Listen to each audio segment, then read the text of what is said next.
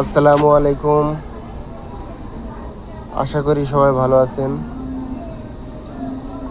যাক, আজকে আমি আপনাদের মাঝে একটি রিমোট নিয়ে এসেছি। অনেকে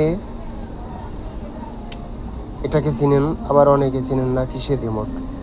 এটা একটা এসি রিমোট, জেনারেল এসি। দেখতেই পাচ্ছেন লেখা আছে জেনারেল এসি।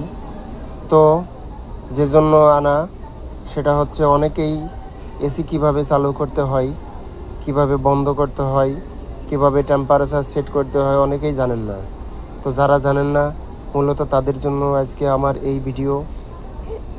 তো চলুন দেখিয়ে দিই আজকে কিভাবে এসি চালু করবেন বা টেম্পারেচার সেট করবেন। প্রথমে আমি যে বাটনটা দেখাবো, এটা হচ্ছে এসি অন এবং অফ করার জন্য এই বাটনটাই মূলত ব্যবহার করা হয়। লেখা আছে স্টার্ট এবং স্টপ। এখন আমি অন করে আপনাকে দেখাবো। এখন ডিসপ্লেতে কোনো কিছু নাই, শুধু ঘড়ি ছাড়া। এক চাপ দিলাম, ডিসপ্লেতে এরকমের আসলো, অর্থাৎ এখন এসি চালু হয়ে গেছে। আর এক চাপ দিব, দেখেন কি হয়। ডিসপ্লে থেকে লেখাগুলো চলে গেছে, তার মানে এসি অফ হয়ে গেছে। যাই হোক, এখন অন করে দিলাম। আবার দেওয়ার পরে আমি দেখাবো কিভাবে টেম্পারেচার সেট করতে হয়। প্রথমেই এই যে এখানে দেখছেন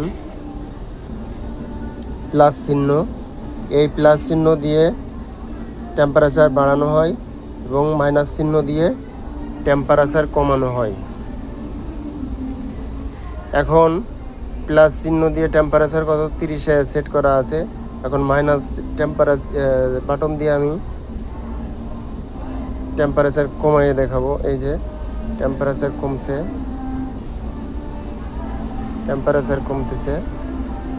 এখন টেম্পারেচার আছে 18 ডিগ্রি সেলসিয়াস, এর নিচে আর এটা নামবে না। টেম্পারেচার 18 ডিগ্রি সেলসিয়াস মানে এসি অনেক ঠান্ডা বাতাস দিবে। আর যত টেম্পারেচার বাড়াবো ততই এসি ঠান্ডা বাতাস কম দিতে থাকবে। 30 পর্যন্ত এসে দিলে টেম্পারেচার বেড়ে গেল, এসির ঠান্ডা বাতাস কম দিবে। যাই হোক, এটা হলো টেম্পারেচার কমানো বাড়ানোর জন্য যার যেটা প্রয়োজন, যত সেট করে দরকার হয় সেভাবেই চালাতে পারবেন। এবার আমি এ পাশে দেখাবো মাস্টার কন্ট্রোল। এটা মূলত এসির মোড চেঞ্জ করার জন্য দরকার হয়। এটা দেখেন এখন অটো লেখা আছে, এক চাপ দিলাম, অটো থেকে কুল মোডে চলে গেল। কুল হচ্ছে শুধু ঠান্ডা দিবে। কুল মোডটা হচ্ছে শুধু ঠান্ডা দেওয়ার জন্য। অটো মোডেও ঠান্ডা দিবে, তবে স্মুথলি চলবে। এরপরে আর এক চাপ দিলাম ড্রাই মোড। ড্রাই মোডে ফুল ঠান্ডা দিবে না, এটা একটু হালকা গরম বাতাসের সাথে ঠান্ডা বাতাস আসবে। এটা ফ্যান মোড। এটা দিলে ঠান্ডা বাতাস আসবে না, শুধু ফ্যান চলবে। ইনডোর ইউনিটের শুধু ফ্যান চলবে। এখন আমি আরেকটা জিনিস দেখাবো, যেটা হচ্ছে ইনডোর ইউনিটের ফ্যানের স্পিড কিভাবে কমানো বাড়ানো লাগে। এটা এখন অটোতে আছে, আমি এক চাপ দিব, হাই লেখা উঠছে। হাই অর্থাৎ ইনডোরের ভিতরে যে ফ্যান থাকে, এই ফ্যানের স্পিড এখন হাই, অর্থাৎ খুব জোরে বাতাস দিবে। এরপরে আর এক চাপ দিব, দেখেন মিডিয়াম লেখা উঠছে। এখন বাতাসটা মিডিয়াম স্পিডে আসবে। আর একটা অপশন আছে যেটা আছে লোতে দিলে বাতাসটা অল্প বেরোবে। এইটা হচ্ছে ফ্যান কন্ট্রোলের কাজ। এখন যেটা দেখাবো সেটা সেট।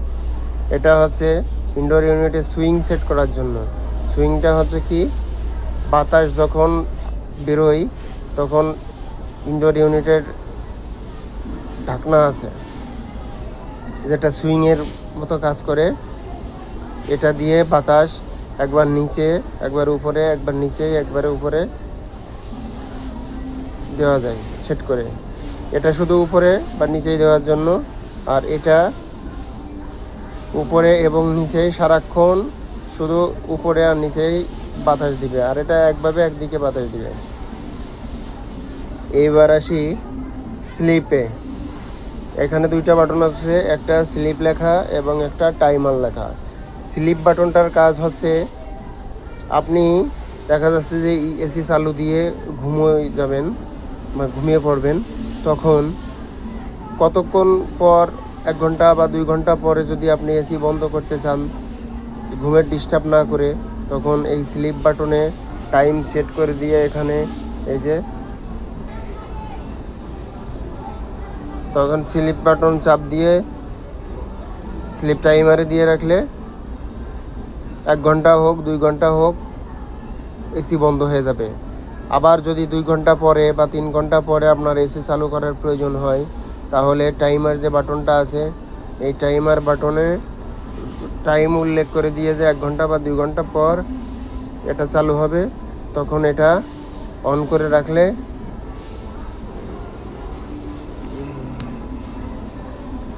এই যে এখন অফ আছে,